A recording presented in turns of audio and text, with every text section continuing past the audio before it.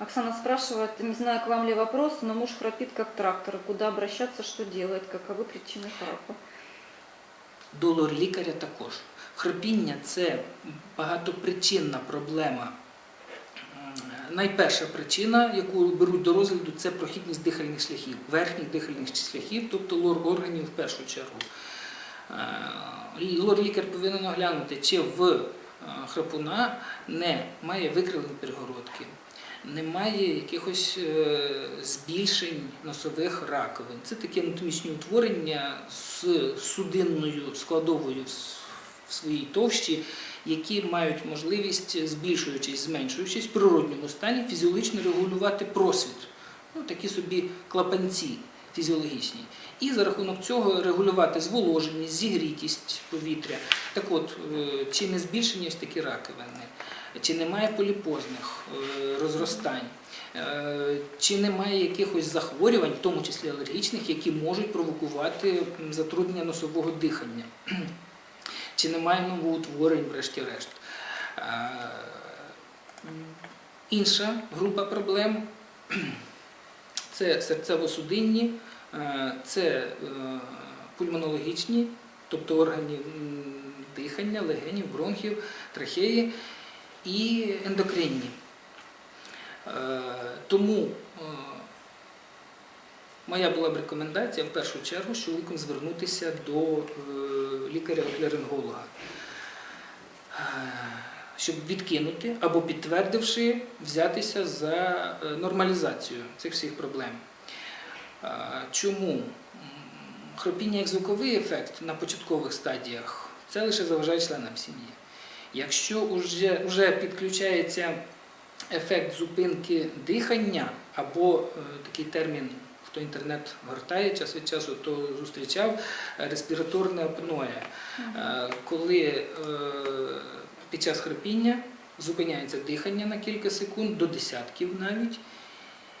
В цей момент все завмирає, людина не дихає, і всім оточуючим домашнім здається, що ой, трапилось щось, завмер, все.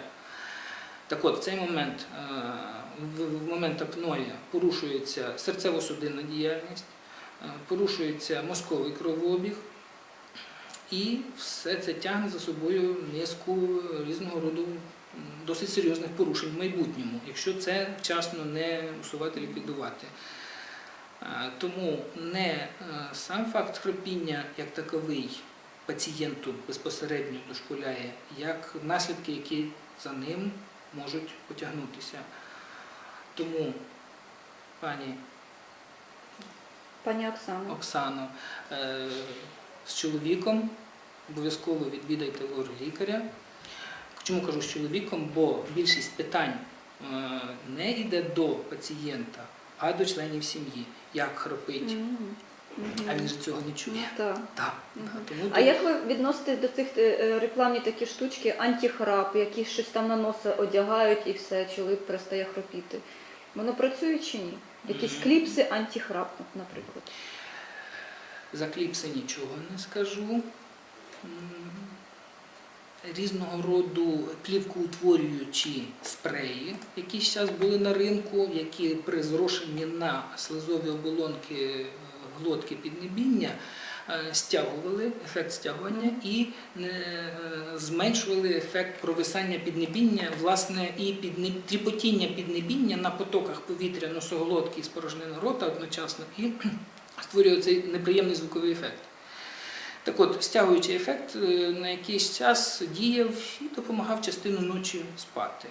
Зараз же з'явилися регулятори носового дихання, які, скажімо так, регулюють вдих-видих людини, що спить, і за рахунок цього виключають і різко зменшують хропіння. Більше того, я згадував ендокринну, дихальну, мозковий кровообіг, серцево-судинну систему, які страждають. А одною із причин також це стан органів шлунково-кишкового тракту, тому що підвищена кислотність і різного роду рефлюксні закиди кислотно-шлункового вмісту по стравоходу до глотки провокують набряклість тканин роту, носу, глотки і як наслідок підтримують ефект набряку і провисання піднебіння і тріпотіння їх під час нічного сну дихання. Тому, якщо є вже ефект зупинки дихання під час сну, це вже дзвіночок звернутися до лікаря і зайнятися цією проблемою. Там і регуляція ваги, але лор-лікар повинен провірити прохідність носових ходів, дихальних шляхів і взагалі оцінити стан анатомії лор-органів.